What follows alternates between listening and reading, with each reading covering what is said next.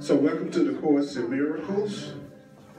I'm going to start on time. That's the way I roll since I'm doing a live broadcast. Hello, hello, hello. We're going to see what Spirit wants us to do today. So we're just going to take a little breath. So, and allow ourselves to get centered. That's what they always say. Must be the reason why I always chose to stay. Testing 1, 2. Welcome to Course in Miracles on Facebook Live and here live. And we don't let ourselves just see if we can tune in. There's a lot of movement. We'll be glad we made it here safely.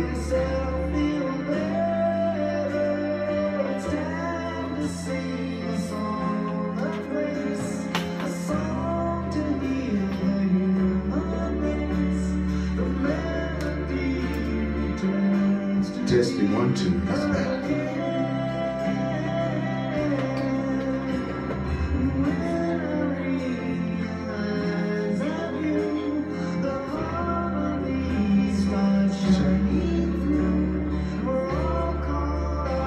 And we're going to be on page 119 in the text.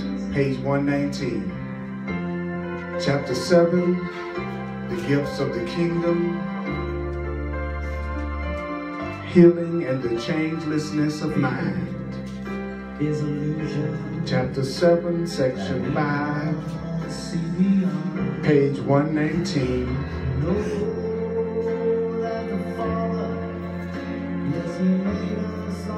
Welcome to Facebook Live. I'm Earl Purdy. We're going to go into the Course in Miracles on this nice snowy day.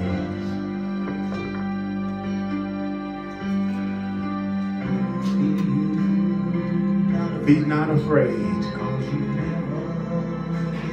because you've never been alone. Herein lies the kingdom that has always been your home. So just take a deep breath and allow your energies to come in. Now has come.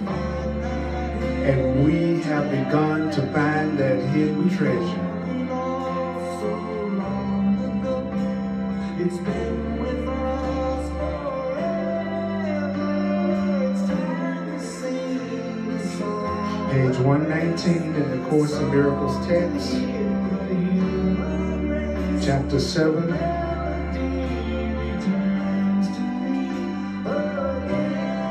Healing and the changeless of mind.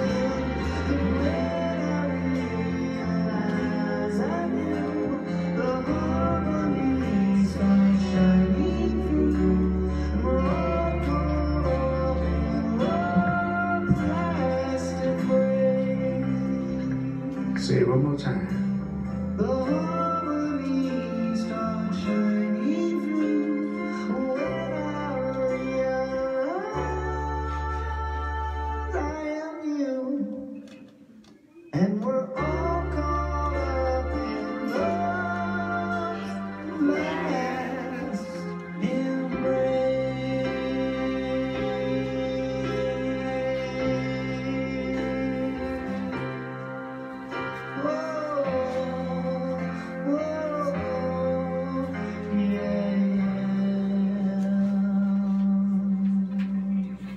That was John Christmas. If you want to get any of his music that's based on the Course in Miracles, just go to his website at johnchristmas.com and you can download any of these tunes for free.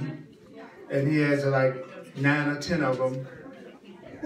Would you mind closing that door for me, man? It's so much talking and noise going on right now. Appreciate that. Okay, we're going to be on page 119, chapter 7, and we're going to be in a section that's called the Gifts of the Kingdom.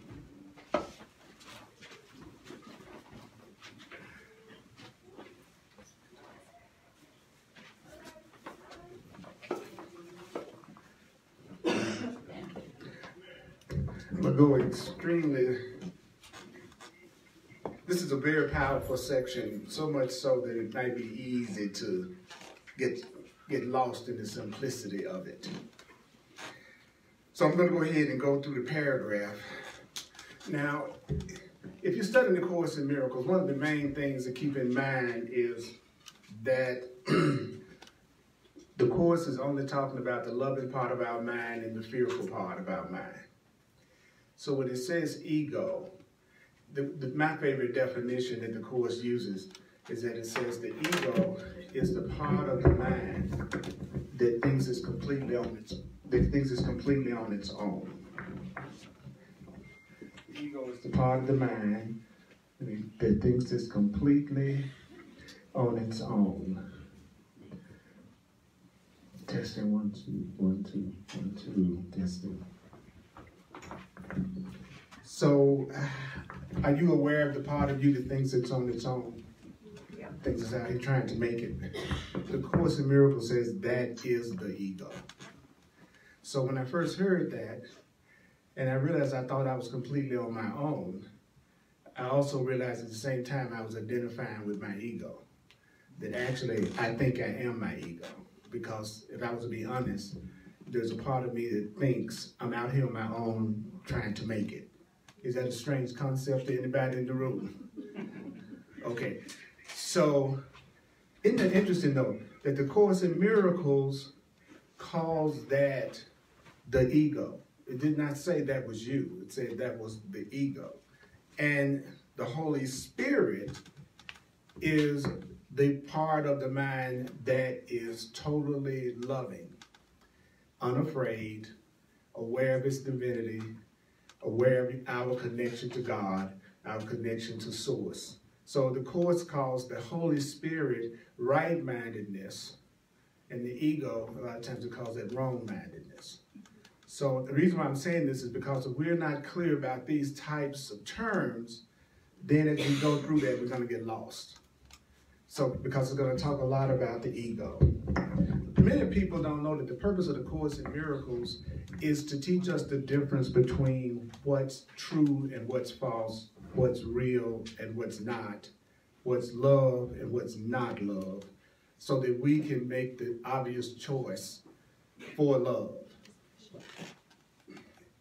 Do you know that the Course teaches that whenever you experience any kind of pain, that is the proof you have deceived yourself about something?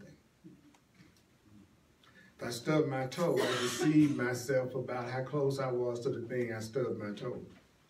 If I'm having a lot of pain in a relationship, there's something about that relationship that I'm deceiving myself about. Wherever there's pain, there's some form of self-deception. So the first sentence of that paragraph on page 119, oh yeah, one more thing.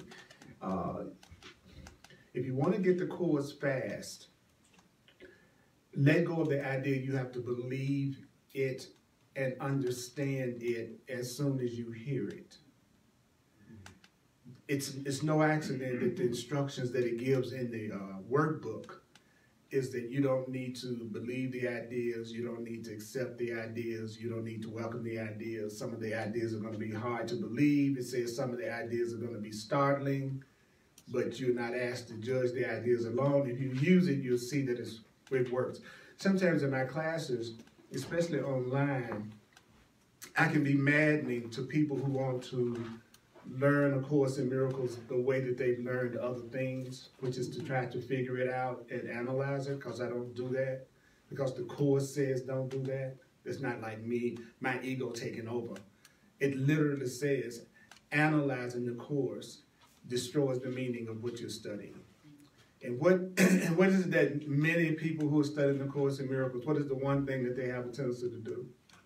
Sit around and analyze the Course in Miracles and try to figure it out.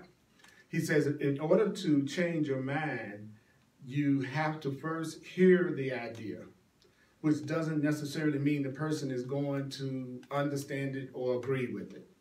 Then he says you repeat it over and over and over and over until you start to accept it with some reservations. Then he says you keep on repeating it over and over and over, and then sooner or later you're going to accept it as the truth. So the first stage to hearing something radically different from the way we've been taught is to hear it. So I want to invite you to try this way and see what happens. And I'll throw it open for questions, but I'm going to limit the questions to what we're talking about, the section that it's trying to explain, not something outside of what happened at work yesterday. Okay. What we want to do is hear what this is saying. So the first sentence says, the body is nothing more than a framework for developing abilities. So your body is the way that you develop abilities. If I wanted to, when I started playing saxophone, I had to use my body to develop that ability. So the body is just a framework for developing abilities. Did it say the body was you? No. No, it just said the body was a framework for developing abilities, which is quite apart from what the abilities are used for. You know, my body is helping me develop an ability, but it doesn't necessarily determine how I'm going to use that ability or what I'm going to do with that ability, but it's a framework for developing abilities. He says that is a decision. Now, when people hear that, they go, well, what is a decision? What you're going to use your abilities for. That's a decision. Now, I'm going to make it simple because the course is very simple. There are but two ways I'm going to use any ability. I'm either going to use that ability to bring me peace, or I'm going to use that ability to bring me some kind of conflict or fear. Our mind is going to go to form. I'm going to decide where I'm going to play saxophone, who I'm going to play saxophone with, how much I think I need to receive if I play saxophone. That's form. But what's going to really happen if I play saxophone is either I'm going to enjoy it or I'm going to use it as something to make myself feel miserable. And that's what the course is trying to tell us. We're so focused on the things we think we want that's going to make us happy. And the course keeps saying over and over again, everything you think you want is neutral, that it can't make you happy or unhappy. It's going to be the purpose you use it for that's going to determine how you feel. So it says that is a decision. He says the effect of the ego's decision in this matter, what matter, of how you're going to use your abilities is so apparent that they need no elaboration. What is the effect of my ego's decision? Just what I said. It's going to use whatever I am doing to bring me some form of fear or conflict. Then the Course says, but the Holy Spirit's decision, the sane part of your mind, as a matter of fact, one of the definitions of the Holy Spirit is the sane mind. I love that. That he defines the Holy Spirit as the part of your mind that has some sense. It even described the second coming of Christ as the return of our common sense, which is slightly different from the biblical version. You know, when you have some sense again, that's the second coming of Christ, according to the Course. And that's stuff like that turned me on to the book. So it says, but the Holy Spirit's decision to use the body only for communication. I better slow that one down. Said the right man's decision is to use the body only for communication. Has such a direct connection with healing. What has such a direct connection with healing? The decision to use the body only for communication has such a direct connection with healing that this does need clarification. It does. Because there's a lot of other uses that I come up with for my body other than just communication. You too? Yes. Yeah. All right. Now, if you ever hear a statement in the Course and you have an immediate experience of contraction or fear or resistance, let me give you a tip. You misinterpreted what it said. It means because if you hear it correctly, you should have some form of peace. If you hear it incorrectly, it's going to give you some form of fear and conflict. So a lot of times people read the Course and they get upset, but they don't realize they're upset because of the interpretation that they just gave to what they read. For instance, if I tell you, if you think using the body only for communication means that you can't use the body for any kind of physical pleasure or physical expression, then when you hear that, it's going to sound like a sacrifice. Because I know I want to use my body for more than just talking to people. And I bet you do too. That's why you're trying to study the truth, to get rid of some guilt right now. Okay. So then what you do is, okay, am I thinking of my definition of communication, or am I thinking about the Course in Miracles definition of communication? Well, the Course in Miracles definition of communication is to join minds. So the Course in Miracles says, if I'm going to use my body only for communication, what I'm saying is I'm going to use my body for us to join minds in love and truth. See, that's what I did. I got in my body. I used my body. And when I got in my body, then I got in my car. We call it waking up in the morning. When you wake up in the morning, that's when you got in your body. You weren't in your body while you were asleep. While you were asleep, you were like checking out other aspects and other dimensions and other realms and all kinds of stuff. At night, you're doing anything but sleeping when you think you sleep. So you get in your... How many of you have ever had the experience of feeling like you fell back into your body? Has anybody ever had that experience? I've had it, where you feel like you go, whoo, like that, because you'll come back into your body. And I wish I would. Yeah, well, every day, it's so much going on that we're not aware of. That's, and so one thing that's not aware of is that we're spiritual beings having a human experience. So our bodies are not who we are. Our bodies are what? A framework for developing abilities. It's now what I'm going to use those abilities for, that's a decision. And if I want to use those abilities for my ego, then I know what's going to happen. I'm going to go through fear, conflict, and guilt. The Holy Spirit is saying, dude, I want you to use that body to join with others in love. I want you to use that body to join minds, to join purposes in love and truth. That's what I'm doing right now. I'm using my body to join minds with you. That's communication. It's not what you're physically saying.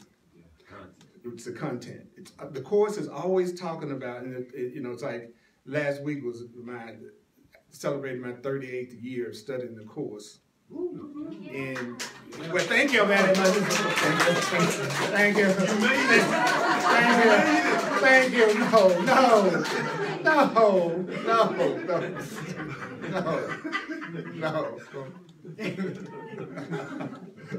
That's enough talking about me. What do you think about me? It's enough of me talking about me. What do you think about me? I appreciate y'all coming out. Sometimes a little snow and stuff like that is a good excuse to curl up in the bed and not come out. So I want to acknowledge you for being willing to come out today. Now, so using your body to join minds is using your body to focus in on the truth together, okay? And you can ski and still have a mind that's sane, and you can go to movies and still have a mind that's sane, and you can travel around the world, and you can, in other words, there's no sacrifice that's being asked of us. It's not asking us to give up anything that we're not ready to give up in exploring in this physical world. It's just saying that you could do it in a happy, peaceful way. You don't have to have the drama. I've had it with the drama. Anybody else? Yeah. So the last sentence says, the unhealed healer obviously doesn't understand his own vocation. An unhappy healer, a fearful healer, a guilty healer is someone who doesn't even know what they're supposed to be doing. And the Course, here's another definition of healer. The Course says to heal means to undo fear. So when it talks about healing, it's not talking about physical healing the way we normally think of it. When the Course talks about healing, it's saying you're healing as you let go of separation and fear and anger and guilt. That's because it teaches that the physical ailments that we experience are the result of the unresolved guilt in our mind. So first you feel guilty, then you get sick. First you feel guilty, then you do self-destruct a relationship. First you feel guilty, then you do something dumb. Okay, that's the way. The end result is the result of feeling like I'm guilty. Now, and then a lot of people say, well, I don't feel guilty. Well, then what is the Course in Miracles idea of guilt? It's like one of the definitions is you basically lying to yourself. And if you lie to yourself, you'll feel guilt about it. And then he goes, well, what is the lie? And the Course says, well, the lie is that you are alone. He said, that's the lie that most people tell themselves every day. I'm a body and I'm alone. And I got to do it on my own. Well, since you're not a body and you're never alone because you're connected to God, you're connected to love, and you're connected to Source, the Course says that's a lie. And so that's where the guilt first began, with the very first lie, which is that you're not loved and that you're not lovable and that you are alone out here trying to make it. We lie every day. Another lie that people tell is that the way that they feel is being controlled by somebody else's behavior and what somebody else is doing. That you're upset right now because of what somebody else has done. And they need to say, that's a lie. If you tell yourself you're just a body that's going to die one day, that's a lie. So there's a lot of lying going on, you know, and that's where the guilt is coming from unconsciously. So an unhealed healer, a person who's afraid, who is saying, I love how people who don't love themselves are usually looking for somebody to love. And actually, if they don't have they don't have the love to give, because you can't give what you don't have. And if you don't have love for yourself, you don't have any love to give to anybody else. Even though the ego mind, the unaware mind, tells us, oh, I feel like there's no love in my life. Let me go out and get somebody who's going to love me, right? So then they have the worst relationship they've ever had. Why? Because it wasn't coming from love. It was coming from getting. So they attract somebody else who's the same way, who's just looking to get. So you got two people who think they're lacking, trying to get something from each other, and then they are afraid that somebody else is going to take it away from them if they think they have it. So that's where the jealousy and insecurity comes in. Okay, so that first paragraph told us what? That you use your body to develop certain abilities, right? And then didn't it tell us that your ego's decision on this is that you're going to use it to jam yourself up some kind of way? I'm paraphrasing, okay?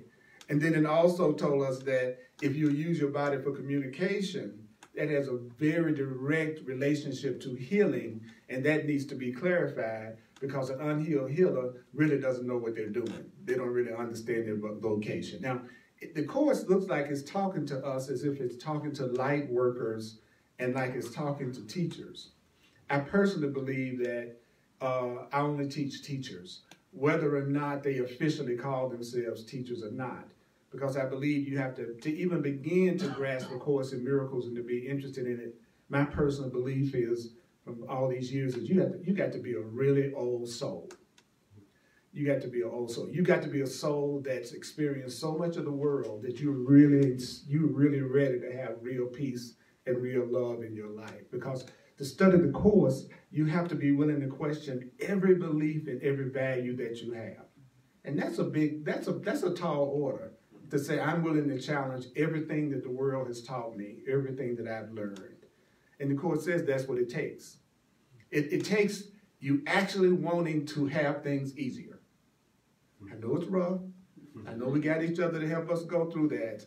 But you got to actually want to have it easier to study the Course, because that's what's going to happen. You're going to have it easier. And so you're going to have things happen that are so wonderful, so miraculous, that if you don't love yourself, you'll sabotage it because you don't think you deserve to have it. So the Course spends a lot of its teachings in trying to prepare us to receive the healing and the love that we want. Most people think they're all ready for it. And the Course is saying, no, actually you're not. So we got to change your mind about your worthiness to receive miracles. That's a worthwhile goal to me. Any questions or comments about that paragraph? So what I'm receiving for this message is changing the purpose I usually used to give the body and switching it to the Holy Spirit's purpose, which will be to use the body for communication. Right. Right. And what is communication? Joining minds, to use the body to join minds. That's right. Yeah. That's right. I used to tell people, if you really want to get some insight into your relationship, think about anybody you're in a relationship with, and then ask yourself, would I want to be with this person if they didn't have a body? And all they had to deal with was their mind. Would you shoot yourself in 24 hours? if you just think about everybody you know, take away the body, okay, and then go, would I want to be with this mind all the time?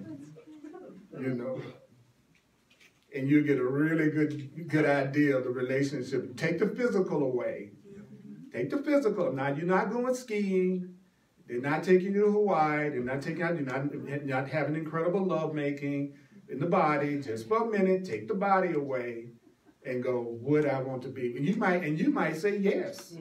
I'm not saying that that's an automatic no. You might go, wow, that mind is so interesting that if we just had to communicate, they'd still be cool to be with. You had to. I'm gonna work all the way back. Okay. All right. Hello, everybody. I'm Naeem, brother Naeem, from New York. We're here today, me and my partner Input, and just wanted to say welcome us and thank you for being here. Thank you for that raving welcome that we just gave him. All of us unconditionally loving core students. Yes. I'm here from out of town. So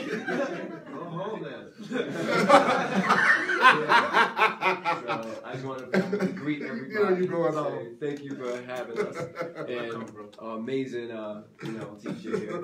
And about the paragraph, there's the 11th principle of miracles says prayer is the medium of miracles. It is a means of communication of the created with the creator. Through prayer, love is received. Through miracles, love is expressed. So I always thought of prayer when I read that as communication. So if you're communicating with someone and it's not a prayer you would be offering to God, then what are you really communicating? Is it love or is it fear? So just wanted to say that. So thank you. Thank you. Thank you. Show off. Okay. I love you, younger self. Love you too. Megan? I was just going to say what that paragraph brought up for me is the idea of how many things are neutral, which means the question I have to ask myself is, what am I using this for? It's not like, what is it per se, but like, what are my intentions with it? What am I trying to co-create, right? So it's like I'm either co-creating with fear or I'm co-creating with love. And I like that it's going to say that the kind of evidence of the effect of my intentions are going to be evident. That's right. That's right. I kind of want to build on that. Okay. And say, like, as we know, everything's a relationship with everything, no matter what you're communicating with. And I feel like no matter what you try to do, you're always going to be communicating something. Even when you're alone and just laying in your bed and being lazy with yourself, your body's communicating how its unwillingness to be active and to be that light or that communication of love that brings the minds together. You're just seeping down into what you think feels like good separation from everything. Thank you. That's what the truth is, like a many-faceted diamond. So there are many different ways to look at it. So whenever we're talking and sharing, it's not a you're right, I'm wrong. It's just here's another way to look at that. Here's another way to look at that. And so thank you for being willing to share that. Because we each are equally valuable, and we're all equal channels, which speeds things along, People say to me, because of my situation, aren't you scared? And I said, no, because fear begets fear. I live in truth and I live in love. So when you live in truth and you live in love, my communication is directly with God and those that look for the truth and the love. So nothing around me scares me because there's nothing that can hurt me because I'm centered with God. There you go. Bingo. So, that paragraph. What's the next paragraph? I'm going to read it, and then we're going to go through it. It doesn't matter how far we get. It just matters whether we remember it. Only minds communicate. Only minds communicate. Only minds communicate.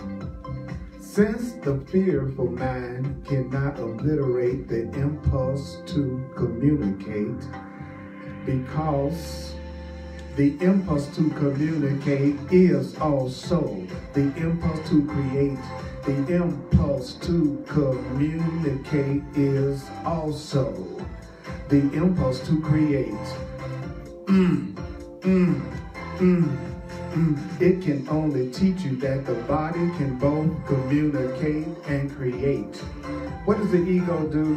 The ego can only teach you that the body can both communicate and create, and therefore does not need the mind. The ego, the fearful part of the mind, thus tries to teach you what? That the body can act like the mind and is therefore self-sufficient. Guess what? Your ego is trying to tell you that your body is self-sufficient, that your body is making all kinds of decisions for you. My body made me do it. That's a lie. Your body never made you do what you did just last night. It wasn't your body that made you do it. Can I get an amen? Amen. Amen. Amen, brother. Yet we have learned that behavior is not the level for either teaching or learning. Behavior is not the level for either teaching or learning, since you can act in accordance with what you do not believe. But to do this, to do what? To act in accordance to what you don't believe. To act opposite to how you believe, however, will weaken you as a teacher.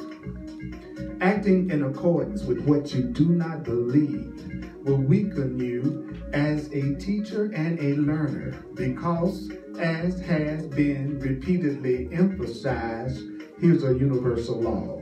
You teach what you do believe. You teach what you do believe. I teach what I do believe. I teach what I do believe. And guess what? An inconsistent lesson will be poorly taught and poorly learned.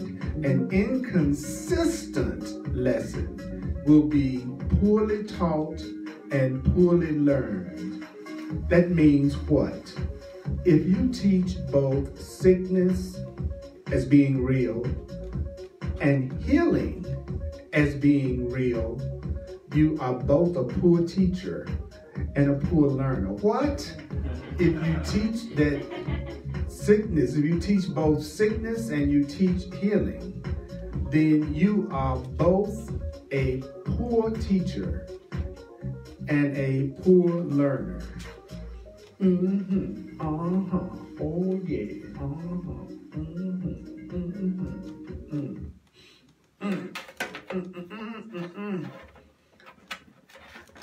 Only minds can join. If I want to join with all of you, I can't join with all of you physically, as much as I wish I could. Back in the day. I can't never pull it off. In the 70s. You know, huh? Maybe in the 70s. No, I tried it in the 70s. It didn't work.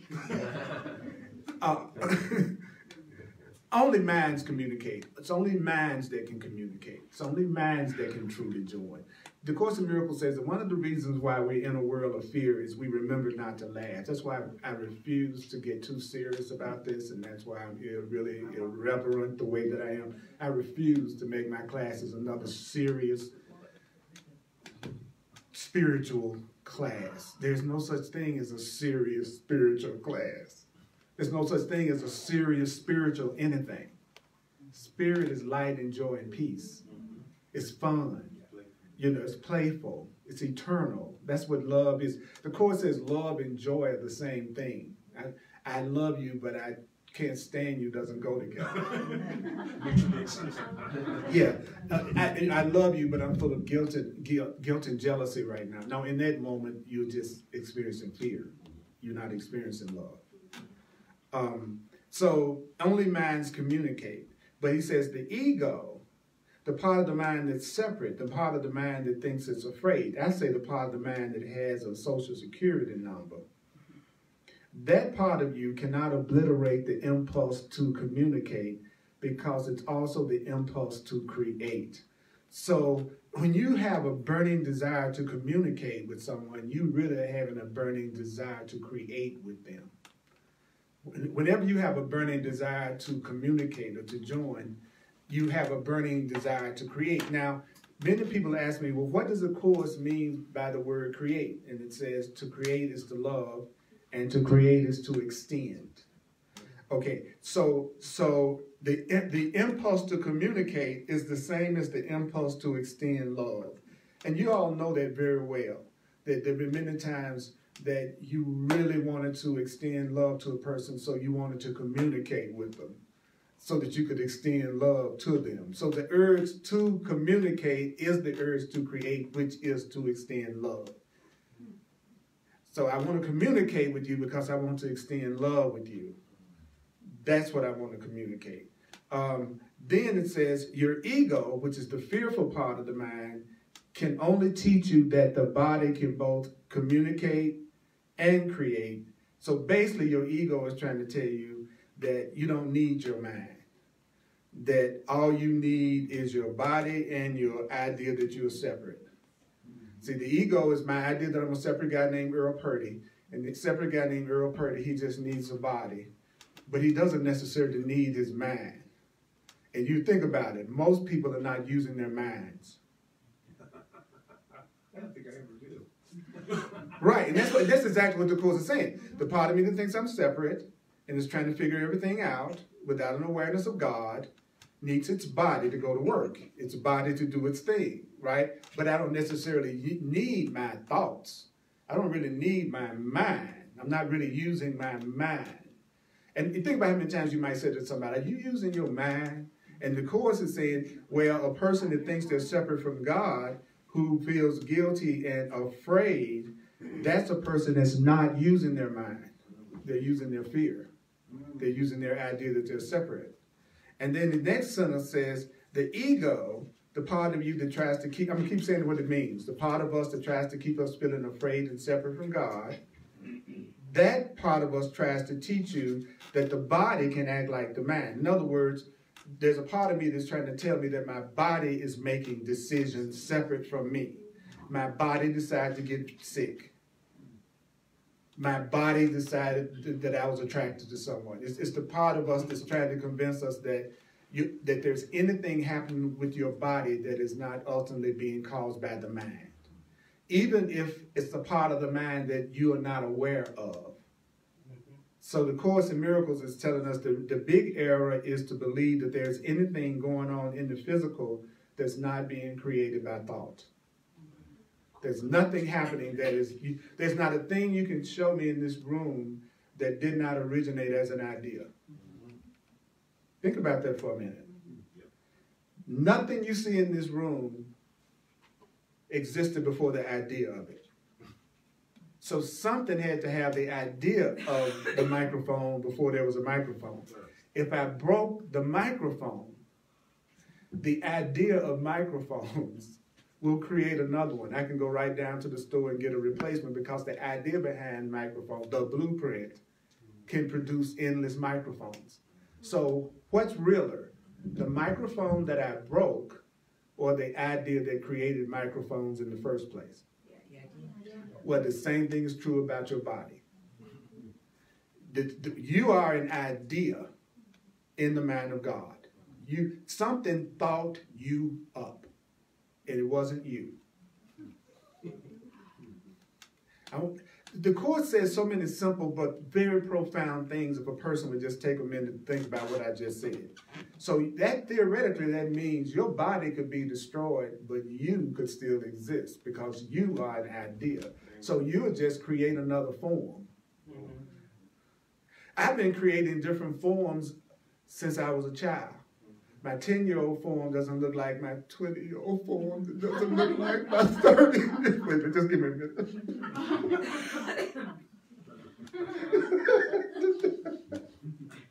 I get out the shower, look in the mirror, and go, "Who is that? Who's that? How'd you get in here?" You know, because you had this ideal picture of yourself at a certain age, and in your mind, you kind of like keep yourself thinking you look that way. Now, you know what I'm talking about? Yes. You know, like if a big movie star is, let's just shoot the movie star died at 80, they'll inevitably show a picture of the movie star when they were like 30. Yeah. As if that's the way they looked when they passed, right? So we all have this ideal image of ourselves that we think of as us, you know. I remember when my father made his transition, and I met him in the dream state, which is where it's easy to make the connection between the planes. And he came and had a conversation with me, but he looked like he was about 35 or 40. He looked just like his younger pictures, and he was telling me he was okay, and he was continuing his spiritual path, and I couldn't come with him right now because I still was in detention called Earth.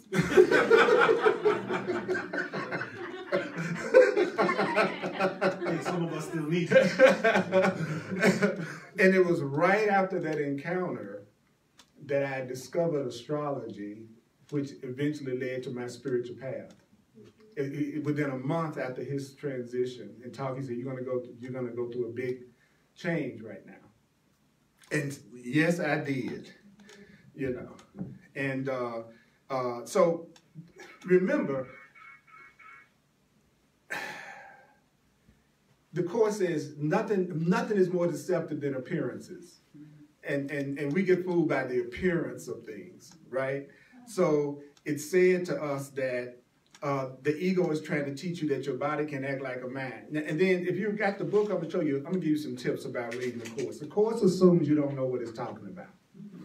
Okay, it's written like it assumes you don't know what it's talking about. So the last thing you should do when you're studying the Course is go back or try to stick with a sentence until you think you understand it. That's the slowest way in the world to study the Course in Miracles. It anticipates the questions you're going to ask, and if you keep reading forward, he's going to restate it in many different ways until you get it in the way you are ready to receive it. So don't spend a lot of time on any particular paragraph or sentence that you don't understand. It's a delaying maneuver. It's a trick. One of the points that the Course makes, and I make in almost every class because it makes me feel so good every time I say it, is it says your understanding isn't a powerful contribution to the truth and doesn't make the truth true. And I needed to hear that. Because, you know, if I had to understand the laws of aerodynamics before I took that jet to London, I'd still be a DIA. So your understanding is not necessary to get results. So stop thinking your understanding the Course is the key to you getting results from the Course. The key to getting results from the Course is remembering what it's saying. That's all. Remembering what it's saying. Not analyzing. What do you mean? What do you mean?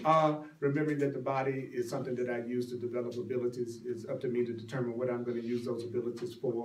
I'm either going to use those abilities for love or fear. What is it I need to remember?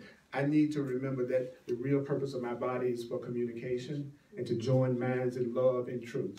What is it I need to remember? Somebody that's an unhealed healer, somebody that doesn't understand their vocation. What do I need to remember? Only minds can join our bodies. Because even if you, and I'm just going to get real because we're all adults, even if you're having sex with somebody, you're never really joining them. You know that, right? Yeah, yes. Because you can disconnect. Eventually. Right, but yes, eventually. You know, maybe 5 whole minutes. So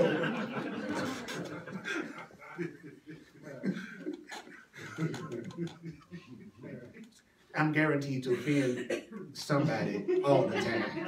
That's my job. That's my job. That's what I'm on the planet for. Okay, so true joining is of the mind because your mind has no beginning and it has no end. Your mind is non-physical. And just like I said just a few minutes ago, my form has changed many times in my lifetime. So we constantly change form, but we call it aging. I'm gonna tell you some pretty way out stuff. Thank you, Aquarian. I couldn't imagine an Aquarian saying do it. Say something unusual. Yeah, we'll eventually be able to project any form that we want to express ourselves through, whether it's a bird, whether it's an animal, whether it's. This is not the only body you can project. That's deep. You don't have to believe that. Okay? But don't you see what I'm saying about you're always changing form? But it's just a very slowed down version of it, right? But everybody in here knows you are still the same person behind this form you are right now. Even at the age I am, I still experience myself as the same Earl Raj who used to run around 10 years old in the yard, just with a lot more life experience. But that essential me is the same me I've always known. Is that true for you too? To be honest with you, right? So who we are is eternal. It's the form we manifest through that keeps changing.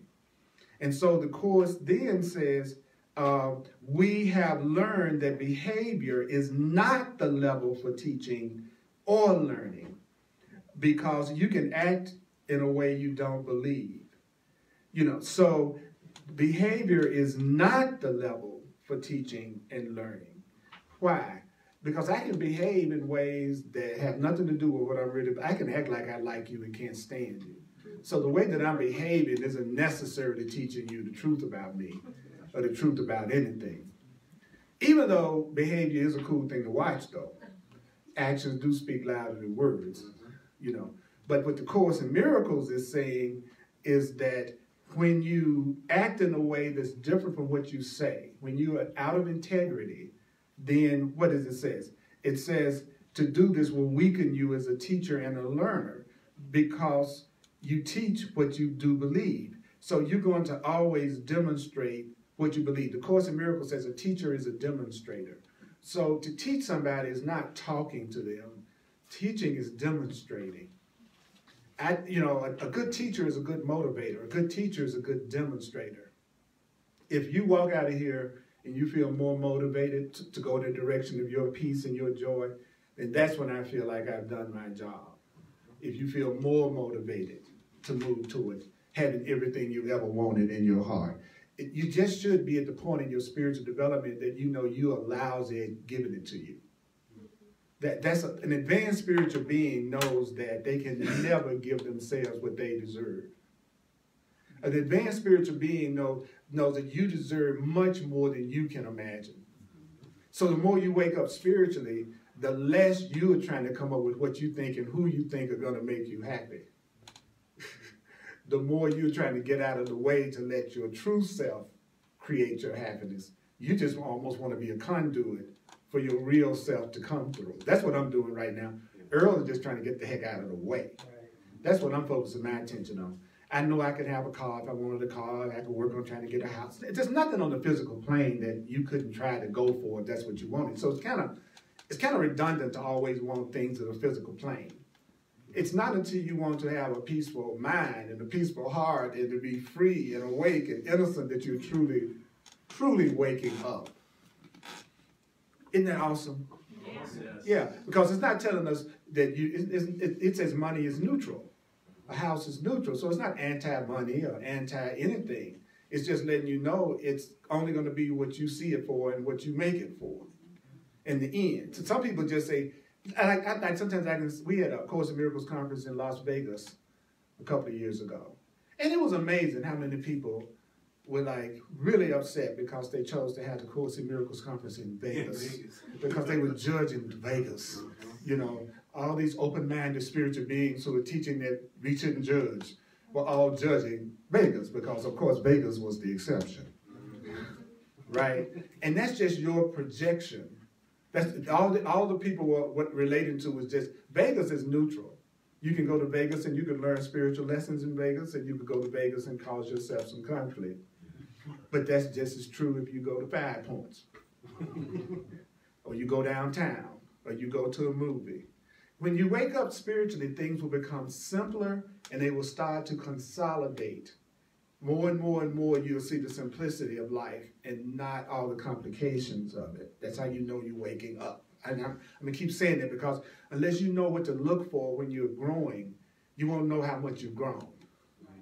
Right? So it was telling us that an inconsistent lesson would be poorly taught and poorly learned. If I'm trying to teach you love and then I attack you, then I praise you, then I attack you, then I praise you, then I attack you, then I am an inconsistent learner, and I'm learning a lesson that's being poorly taught and poorly learned. Why? Because I'm not consistently giving it to you.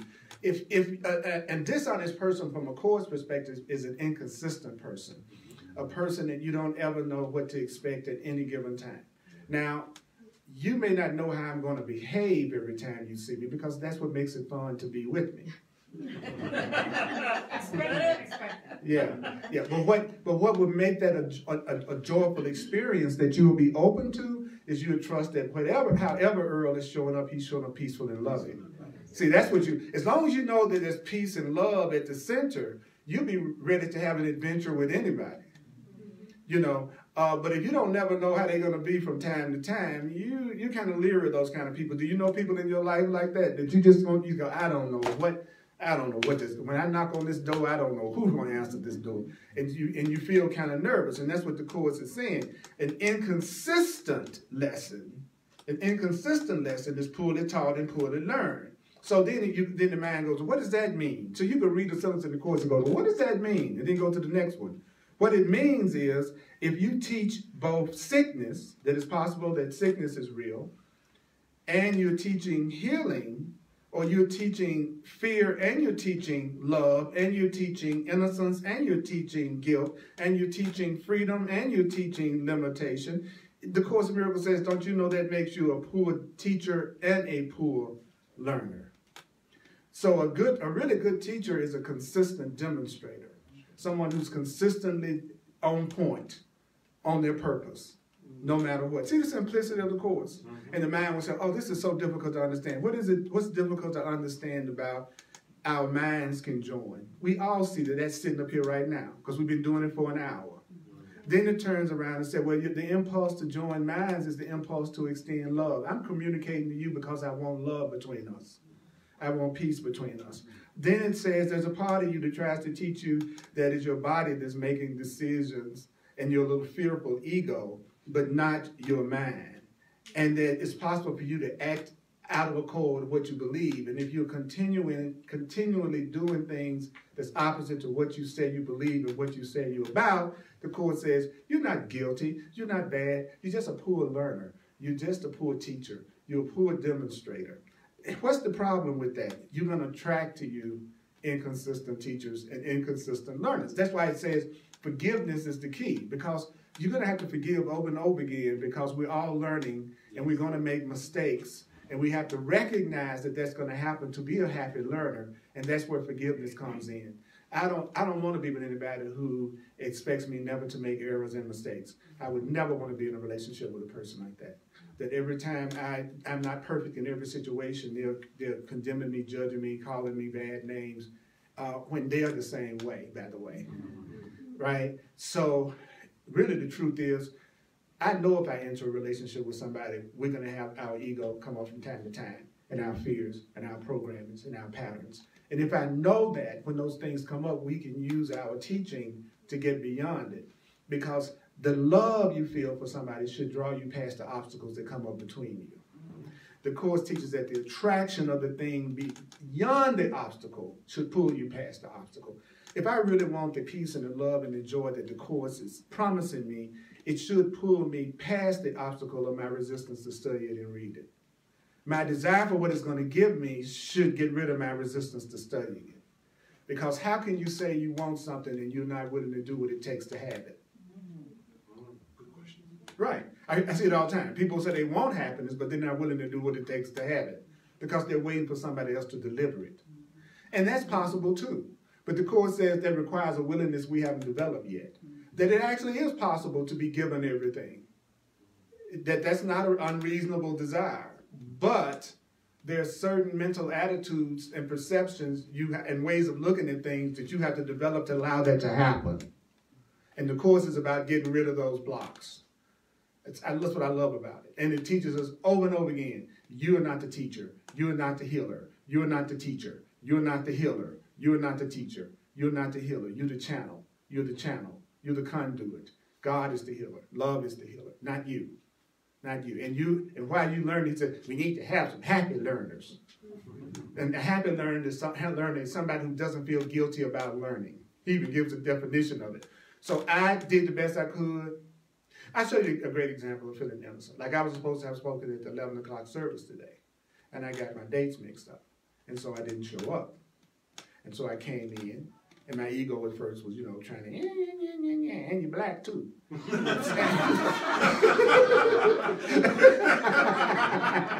Black folk late. So and I can always tell by how unloving the voice is that it's not God. Like people go, how can I tell it's the Holy Spirit speaking to me in my ego? And tell me, okay, what's the voice saying? You're pitiful, horrible, nothing. Don't have no sense, insecure. Nobody could ever love you, and you'll be broke to the day you die. And is that the Holy Spirit? and they'll be dead serious. They'll be saying that they'll be telling themselves something that makes them more afraid and wondering if that's the voice for God or that's their ego. And by definition, the voice for love would not be condemning you. So of course that's not your ego telling you that you need to attack somebody, or that you're the victim, or that you're all alone. No, that's not what the voice of love would say to you. And that also goes for people, right? So now that I'm learning the difference between what a loving voice says and a fearful voice says, then I'm also listening to voices all day, including your voices and everybody else's voice during the day. And you can make the same quote-unquote judgment. But once you learn, the Course in Miracles teaches you how a truly loving person operates, communicates, and expresses. First of all, it says, they would never try to limit your freedom to be yourself. They would never try to make you feel guilty, even though you may lovingly correct situations. You would never attack each other. They would talk in terms of eternal love, not in terms of temporary. They wouldn't have a million scripts for you. They would be asking, what do you want? Where are you coming from? I know the difference now between when I'm talking to a person who would be such bad news to get into any kind of an intimate, close relationship with. And sex is the crazy switch. Y'all know that. You know that. People can be so sane until there's a physical intimacy involved. And then it has a tendency to trip all of the programming.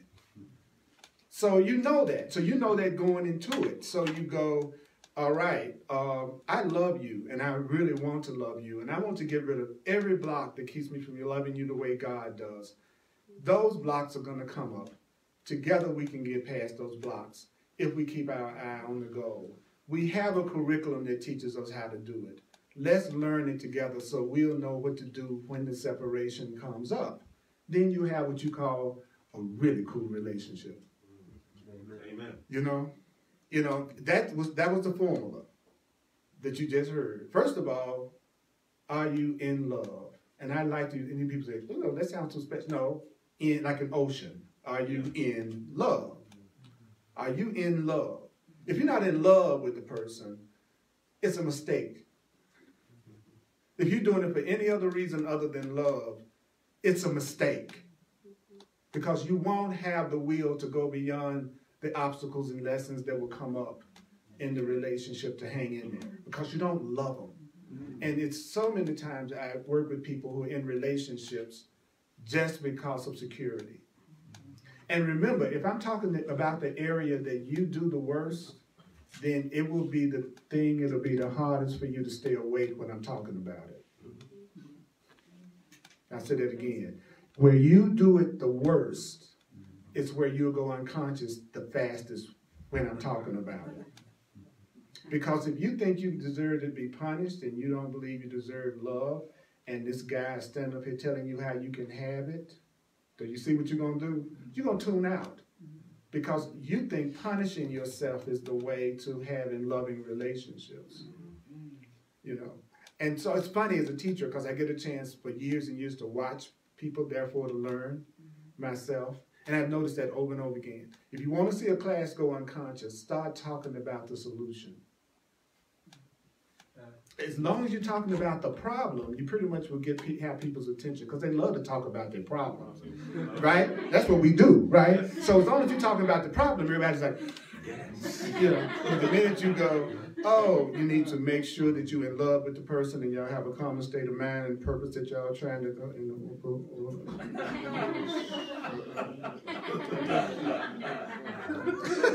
Wake up. No, it's all about the butt. That's what matters. The car, that's what matters. The income, that's what matters. Do they look like Brad Pitt? You know, think about it. We have the most pathetic values in many ways. It's a trip. I got some kind of guest subscription to People magazine. So I get People magazine every week, and it reminds me of the total meaninglessness of the values of the world at a level that frees me spiritually, even as I see what Meghan Markle is wearing. Because you know that's important. That is important to know. You know, there was a big old one day, it was like the front of the magazine, the tag on her dress was showing. There's a whole article about it.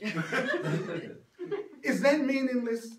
But guess what? They sell millions of magazines, which gives you some idea of where most people's consciousness are located, or those businesses would not be in business. You know, a group that's talking about loving each other, extending love, taking responsibility, being a light on the planet. You're lucky to get this many people to show up. On a snow day, that's what I'm saying. But then I look at a college football game and my mouth will fall open at the number of people that are in that stadium, even if it's 25 degrees outside. And don't get me wrong, I'm not knocking any of those things. People think because you're telling the truth, you're criticizing something. And that's not necessarily true. I'm not, for those of you who are football fans, I'm not saying you screwed up, okay? What I am saying is there are a lot of people that are interested in other things other than what we're talking about. And that's what the Course says. If you did, I said that in my hardcore class last Thursday night, it said, if you want love to be a constant in your life, you must want only love and nothing else more but love. In other words, that's what you want, that's what you deserve. You're not going to settle for anything less than love. If you want to see it consistently, you have to be consistent in your desire. You can't be 1 minute I want it, next minute I think I don't. Or if you still are at that level, which I am, where I don't always ask for love, then I shouldn't be shocked when I experience something other than love. Right. So stop being shocked that things happen to you that upset you during the day when you know you don't feel self-love and peace 24 hours a day, 7 days a week. Yeah. Because if there's a gap in your love, that's where something else other than love can show up. You follow me? So as long as I'm not completely loving, then I shouldn't be shocked if it looks like something happens that I make myself upset about. Follow me? So what does that do? It makes me a more peaceful person, because now I'm not going to be freaked out because I didn't feel good all day. Because I know I'm not extending love 100% of the time all day. I'm learning how to let go of the blocks. Yes. And that's what it means when it says you must be a happy learner. And a happy learner is a learner who doesn't feel guilty about learning and the mistakes that may happen during learning. And you should take the same attitude towards your love relationships. The exact same attitude. They are not going to meet your script every day, all day. And as a matter of fact, you are in your ego if you think the purpose of that person is to meet your script all day, every day. That's how you know the person is fear-based, because only a fear-based person would think controlling another person was the key to their feeling of safety. Because that's what you're really saying, is that I want to control this person for my own good, which isn't a very loving perception. But it is totally a perception that deserves compassion, because only a person who is deep in fear would have that attitude about that's how life should meet them. So what you start to do as you spiritually wake up is you start to have more compassion, because you see your brothers and sisters are just so afraid. And they're so afraid that they do unloving things because they're just scared. And so instead of getting angry at them all day, you'll understand why Jesus wept. My favorite line in the Bible is, "Forgive them, Father, for they know not what they do." They don't know what they're doing. Just like no more than I knew what I was doing when I made choices that I hurt myself through. I didn't get up in the morning and say, I'm going to choose the worst partner I've ever had for all my life for a mate. You know, I didn't know that. My ego knew exactly the part of me that's in the world. It knew exactly what characteristics I could get hooked by. And it looked for that pattern. It looked for that person. You know, and so because usually when a person has a breakup in a relationship, the Course says they immediately try to restore their wounded self-esteem. And so they try to find a person who will make up for what the other person didn't do. So the new person will have the role of, you're going to give me what my last partner didn't. Yes. You're going to give me the love, you're going to give me the support, you're going to give me the trips, you're going to give me the acknowledgement. I'm going to use you to make up for what didn't happen with somebody else. So I'm not really in a relationship with the person that's there. I'm really in a relationship with the people that aren't there, because you're having to make up for somebody what somebody else did not do. So I tell people, if I meet them, you know, I'm not your old boyfriend. I'm another person. So don't think of me in terms of what they did to you, because you'll just reproduce it again. So you got to go, I really don't know you. What is the purpose? What is this for? What do we want to come out of this? That's what you do to have a whole different relationship. That's when you become consistent, because all you want is love. Thank you for listening to this much with me, Holy Spirit. Come on, give it up to you. Oh, Lordy. Wow. Hopefully when I start these sections, it'll get you so interested that you may go ahead and actually finish the whole section. I know. All right, I'm sorry. I went over the line, didn't I? We're willing. We went over the line. Okay, let's do the financial expression of appreciation, Holy Spirit.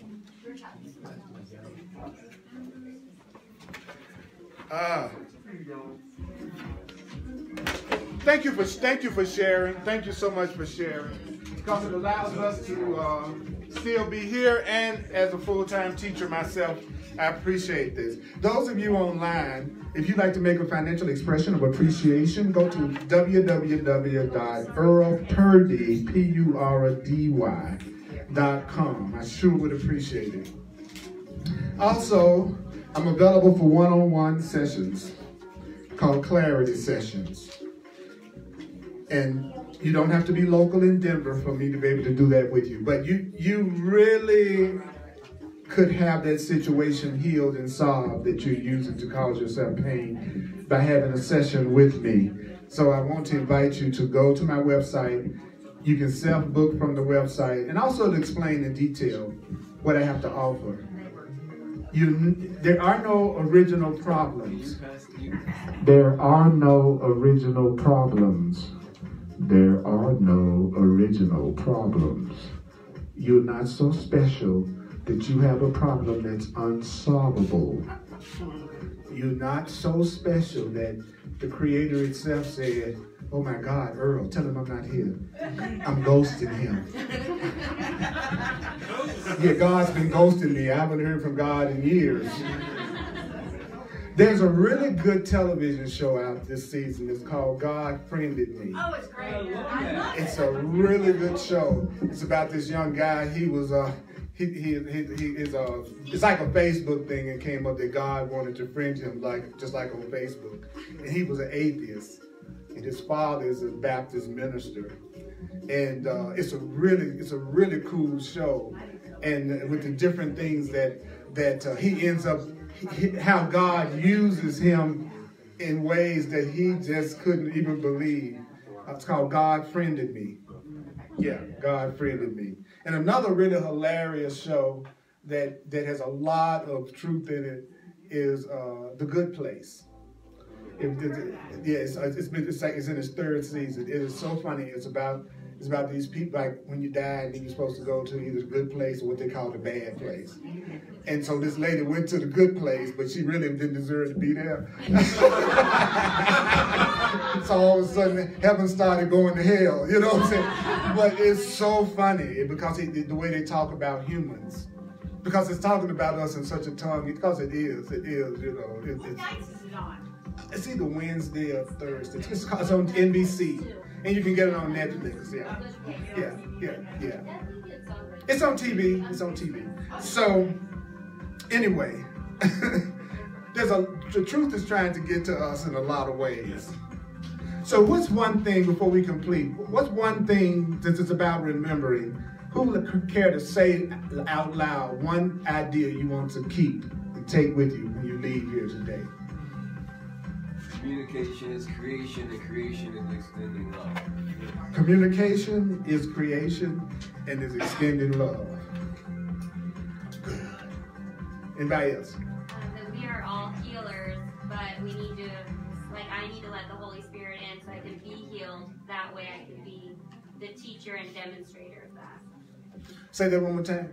That we are all healers, and I just have to let the Holy Spirit in to take the things that don't make me a good demonstrator of that. That's right. Absolutely. Absolutely. Oh yeah, by the way, Thursday nights I do the Hardcore Course in Miracles on Facebook Live on the Earl Purdy page on Facebook. It's called Hardcore for students of the course. And then Sundays at 1 o'clock Mountain Time, we have our Course in Miracles class with you. And then Tuesdays I do a class at 7 p.m. Mountain Time on Facebook called The Way of Mastery. And it's a really great book. Consistency means honesty. Consistency means honesty. Honesty is consistency. Good. That you can't believe in illness and sickness and healing at the same time and expect to get results that way. That's right, because I'm gonna be supporting both of them equally, and only one of them is ultimately real. Ultimately. Anybody else? You have to want love 100% of the time. If you want to experience it 100% of the time. Exactly. If I'm inconsistent, it's going to seem like it's inconsistent in my life. Anybody else? The most important thing I've learned from the Course in Miracles is God creates, our ego makes. In other words, if we make decisions, they're not coming from God. If we're open to letting God, go God, let God, He'll come through us and He will create a way for us to get around the problem. But if we try to make a decision, we're going to be going the wrong way. If I make a decision by myself, then I'm going to make a wrong decision. Right. That's God right. will teach us That's how to right. create. Terry. I like the advanced human knows they'll never get what they desire by the self. That's right. You can't. The biggest illusion of all is that we do anything on our own. I bet you didn't make the clothes you wore today, the car you drove, the house you're living in, the furniture that's in it, the plumbing, nothing.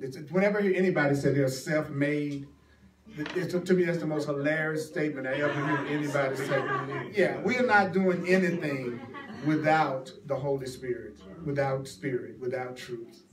Anybody else? I like that you said we're all conduits too. Like we're just here to receive and then share it back out, but to be listening. I want to be, and so what you want to do as a conduit, right? You're like the hose. I'm not gonna go there. And I'm not gonna do it. And the Holy Spirit and love is like the water, right? And you want to be a better hose. And what the ego is It's the kink in the hose. So right. So when you say you want to get rid of your ego, you're just saying, I want to get rid of the obstruction. So that what is God and what is love can come through and flow through it. That's easier. That's the best. And that's what we are being taught to do. And so don't forget, when all else fails, You better hose. you be better hoes.